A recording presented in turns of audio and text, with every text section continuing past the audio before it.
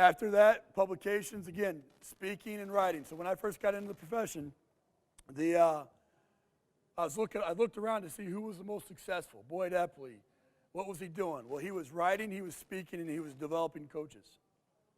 That's what got him successful, in my opinion, on top of the winning at Nebraska, But he was doing those things within these walls. And so I wanted to echo that. And so any way you can, especially now, it's a lot easier because there's blogs that exist. There's all these kinds of written material, and a peer-reviewed journal doesn't carry as much weight now as it did back then. So if you write rotational exercises for Eric Cressy's blog, well, if Eric's a friend of mine. If he posted that, he probably thinks it's pretty good. I know Eric. I trust Eric. I know, like, and trust him. Therefore, you kind of got a little bit of an elbow nudge by him if you have that listed. So publications, you want to put the title and the year. So ericcressy.com, rotational exercises for baseball, 2015. And then resume builders use websites for right now. That's a huge, huge deal. Lots of opportunity there. So at the bottom you see mine. This is an old one again. American Football Monthly, the Strength Report, 9 articles. I didn't want to list them all out and take up that real estate, so I just put 9 articles, and I put the year. After that, athletic experience. And so this is very important because I want to hire people that have understood what it's like to be in those athletes' shoes. And so if you've not been a college athlete, then find some sort of athletic experience. Compete in Olympic lifting, compete in mixed martial arts, go do one bench press competition, in a powerlifting meet. Do something just to show that you are a competitive athlete somehow, some way, and make it believable. If you never played the game of college football, especially at a high level, then it's hard for me to sell you to a football coach.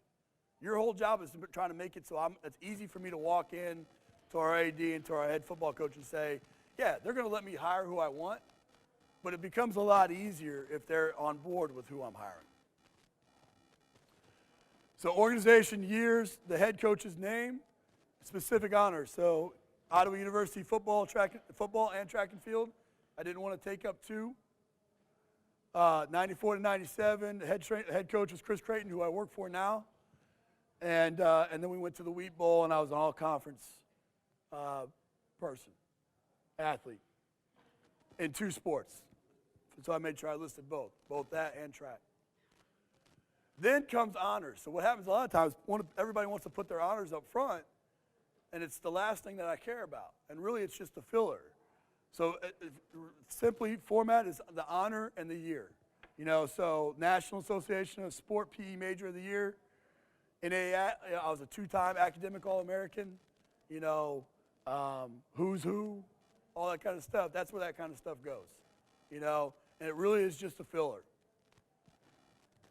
So the complete resume, as you see, is name, contact, objective, education, certifications, coaching experience, related experience, speaking engagements, publications, athletic experience, and then the honors. And again, I'll send this to you, so don't worry about that. References really quick. Main thing here, put the name, the current organization, the best phone number to reach them. Again, I don't want to go hunting, and an email address. So if I can't get a hold of them, I can send them an email real quick, and line up a time.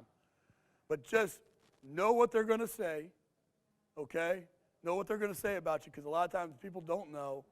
And understand that in your resume, if you got 4, all those different experiences, and I list 3 of the 4, that as an employer, I'm going to call the 4th one you didn't list.